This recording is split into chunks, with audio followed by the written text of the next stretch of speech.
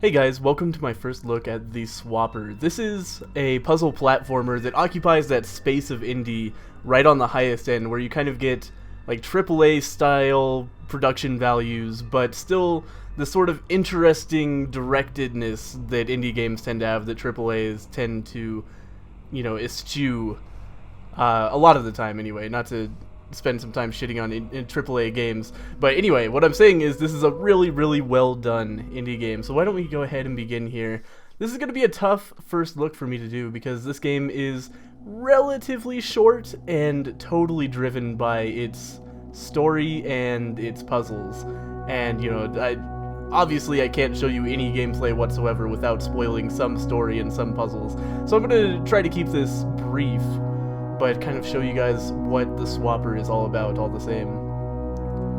I'd actually forgotten completely about this cutscene. I did play through the entire game, I should mention. It, like I said, it didn't take me too terribly long. It's not short, it's not overly short by any means. It's a comfortable length, and I think it's exactly long enough to do what it wants to do. And there's some replay value because there are hidden achievements that I did not find, so certainly there's something you could do there. So we are this dude on this escape pod, and we are going to launch toward this planet. To be totally honest, I don't remember what happens in this cutscene, but as you can see, beautiful visuals in this game, and hopefully, as you can hear, excellent sound design as well. There's really nice music throughout, and man, this game is so pretty. It just looks so good.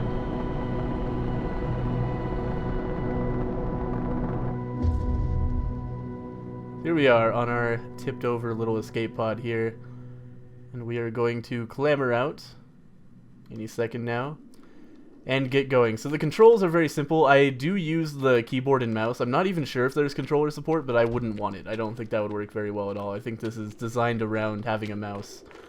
You can use W or space to jump. I use space personally, but W works just as well. You can move the mouse to look around, and as you see, we have a crosshair here, which plays more of an important role later on, but for right now is just related to our looking. So we can use E to interact with computer terminals and so forth. In this case, we're moving an elevator back and forth. There's really awesome, like 3D style art going on in a fully 2D world. There's no like 3D gimmicks here. On planet Cori 5. All off-world transport via home teleport at base of installation. All finds property of the Sisyphus project. That's kind of unfortunate. I had subtitles on, but then I switched to a different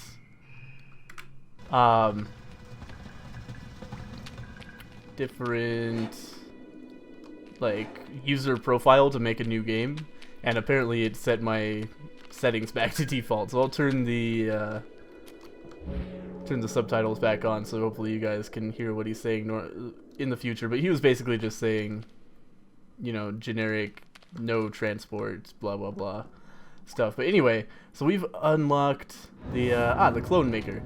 So with this, if I hold down the right mouse button and point somewhere, then I can put a clone anywhere I want, and they will follow me around and come along with me on my journey here. And those are obviously really important for puzzles, and in a second we'll get another thing. But as you can see, I put the dude up there. He holds down the switch for me. Come on, there we go, and we can move onward. So, and this is the crux. This is one of two abilities you will gain throughout your time in the Swapper, is the ability to make clones. Put this guy on the switch over there and move onward. Just getting acquainted with the controls here. Let's see, I think we need to stand up here. There we go. We'll move on. When you walk through the light, all of your clones disappear and return to you. You can only have 4 clones at a time, so that's important. Here's a memory terminal. Let's go ahead and say what it says. See what it says. Log number 1, security memo. Listen, we're grateful, but to be frank, half my team refused to be in the same room as one of those Swapper's devices. I hardly envisage their use becoming widespread enough to justify the security precautions you've had installed down here. So, and there are a lot of those little... Broadcast location. Fine Science Laboratory, Space Station Theseus. What you're telling me isn't possible. Tell me who I just ejected into space. It's a pretty eerie thing for somebody to say. Somebody just ejected somebody into space. But anyway, these memory terminals and so forth are around a lot, and they give us some flavor text into what exactly happened here. So as you might be able to gather, the idea here is that we are on a space station that had some pretty fucked up things happen to it. And we're, you know, the crux of the game is figuring out what the hell is going on in this place. So we'll hop down here and grab the swapper device. And now we can use the left mouse to fire this beam, and if we fire it at a clone, then we take control of that clone. So we can use that to get out of there. We'll leave our clone there. He'll be fine though, I'm sure. He'll just, you know, slowly starve to death and wither and die, I imagine. But now we can get across here, and my clone will fall to his death, but big deal. So when you make clones, clones can't be created inside blue light, right? So I'll turn off the blue light, make a clone here, make a clone up there, swap back over here, and keep going. I thought that was something I had to like jump over, or I would get killed by the gears. Not true. Red lights block swapper rays, but we can still create clones inside them. So we'll turn off the red light, swap to this guy, keep going. Another memory terminal. I need a security orb. I've been playing inside for weeks. I cannot get clearance back to Theseus. Help me out. I can't. I want to see my husband as much as you do yours. So these people have been stuck on either the planet or the space station. I'm not really sure which. But you know, they haven't been allowed to move for whatever reason, and I'm sure later on we'll find out why. I came here in is fried. I have a rescue team on the way. They'll be here in a day's time. Why not? There must be something we can... Again, pretty eerie, and that's kind of, you know, that's the whole crux of this game. It's very eerie, very like Metroid-like atmosphere, in that you're very secluded and just trying to figure out what's going on. It's a cross almost between like Metroid 2, where you're just all alone all the time, but also some Metroid Prime, in that you get these recordings and so forth, where you can kind of find out what has been going on here. And it has a much more serious I need an equipment orb to get through here. It has a much more serious storyline than Metroid as well. This game has what it considers to be a very serious sci-fi storyline. And, you know, it's not the greatest sci-fi storyline I've ever seen in my life, but it's a video game, you know, and for a video game it is a very engaging storyline that kept me interested to the end. So, you know, definitely if you're getting sucked in by the story, you will not be disappointed, because that continues throughout the entire game, and it just gets more and more interesting and intriguing, and a little bit philosophical as you go on. So let's check out this.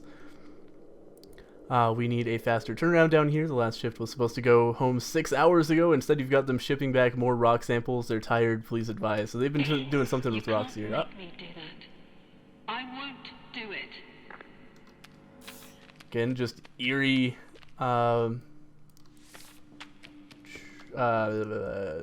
transmissions. So we get up here, grab an encryption orb, and this is central to the game. You spend basically the entire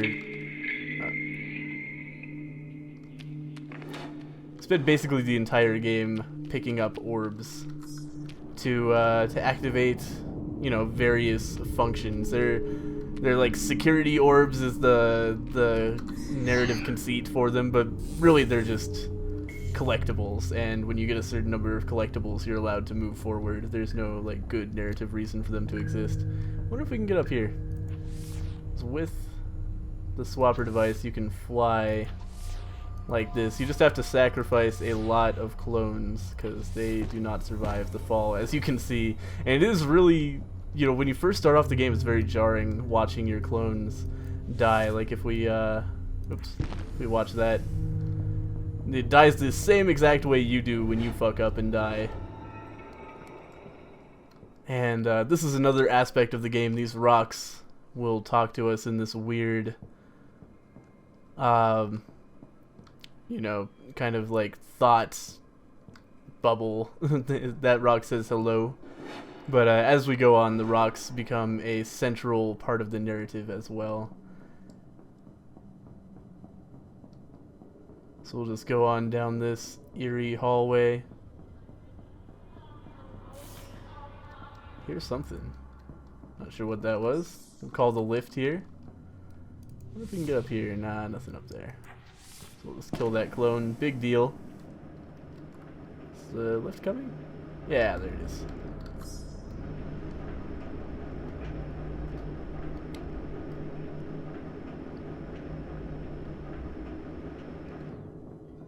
Here's another rock. The limits of language are the limits of knowledge. Our name was not their knowledge. They thought of us as watchers.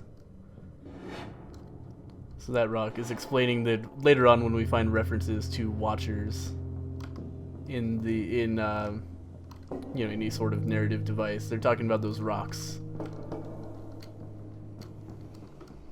And we'll just keep on going here. Quarantine procedures engaged. Alright, so we are quarantined here, so we're gonna have to find a way to turn that off, and you know, luck would have it, there's a console right here where for only 2 security orbs we can turn off the quarantine procedure. So we should be able to find an orb in here. So for this puzzle, if we put block there, then the first gate opens, and then we can pull the block back out by holding down S and walking with it. Get a dude onto that switch, and get up here and get our orb. And there's probably a way to get one more orb up here. There we go. Oh, there's another rock. The world is a limit of thought. The limit of thought is the chain of hearers like me. I cannot speak if they cannot listen. Very cryptic advice from rocks here. What is where? How is where? Does where tick? Alright. We know only of the minds in our chain. You choose your chain in a dimension we do not know.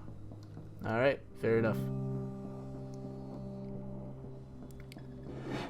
So again, I'm not sure how much of the game I want to show. I'll probably actually stop this video fairly soon, because again, I don't want to spoil too much. I just want to show you guys, hey look, this game is really pretty, it has good puzzles, and it's a lot of fun. So if you feel like playing a puzzle platformer, and you know, you guys know me, I'm not going to blame you if you don't feel like playing a puzzle platformer necessarily, because they're not my favorite genre, but this is one that I think is, generally speaking, worth playing. Check out this memory terminal. The Chief of Quarantine understands the pressure this puts you under, but stresses that these rock samples are of unparalleled scientific interest. As such, we must request that you continue to prioritize sample teleport over personnel. So these people are stuck on this ship, and they're like, okay, hang on, we gotta teleport some rocks, and then maybe we'll get to you later. Which is pretty fucked up. We'll go ahead and come down here. Oh, wait a minute. Whatever. Oops, that was a mistake. I just got stuck on the corner there. Anyway, there we go. So we'll turn that off. I should mention, everything about this game feels so great to play. If you hold down Q, you can see your map and scroll around it like this.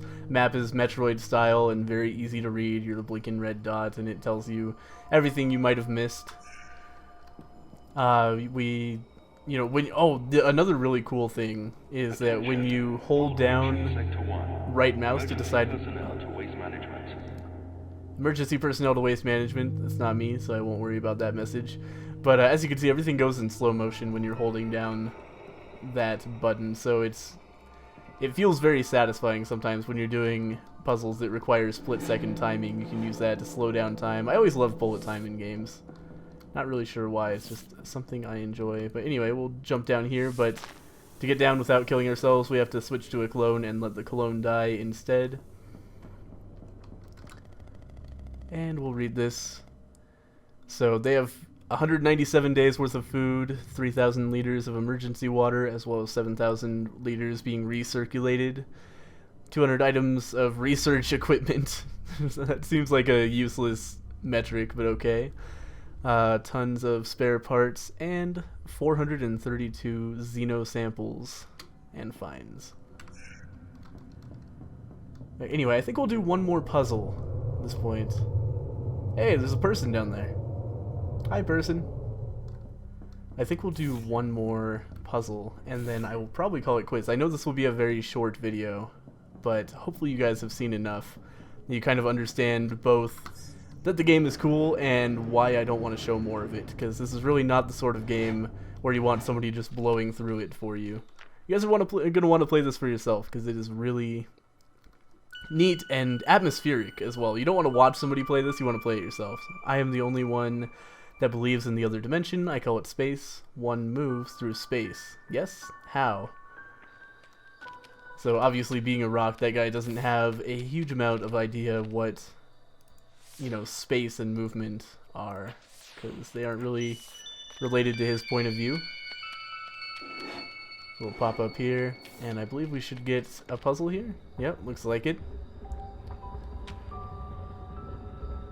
So we can push that switch, but if we do, then we get locked out. So what we're gonna have to do is sort of stall ourselves in the air here. Actually, I should probably be waiting longer. I'll be fine.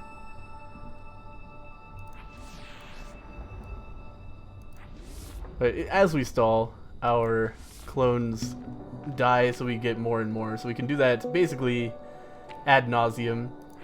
And eventually, because the dude was standing on the switch over here, the thing kept opening, and eventually we were able to get over there and get our orb. But anyway, I think that's going to be as much as I want to show of the swapper. Oops. Just quit the game. I meant to quit the title screen, but that just ended the game. So enjoy this black screen, or maybe I put some artwork up anyway. So the swapper's on Steam. You can get it. It's on sale for like $11.50, I think, right now for the opening week sale. It will be $15 permanently, and it certainly deserves that sort of AAA indie price point because it is extremely well done. You know, it has voice acting, has really good sound design and graphics and puzzle design. And the game just feels good to move through. The overarching level design feels really good. There's no feeling like, oh god damn it, I have to go backtrack now. You know, it's everything loops in on itself. It's just a really well designed experience that I enjoyed a lot, and I think you guys will too if you feel like playing through a puzzle platformer. It's challenging but not super frustrating. There was only one puzzle where after I figured out I was like, oh, that's bullshit. And you know, for all the puzzles that are in the game, that's pretty good. So if you want to check this out, there will be a link in the description where you can go and buy it for yourself. And yeah, I highly recommend it. It's a great game. Thank you guys for watching. Hopefully you enjoyed the video, and I will see you next time.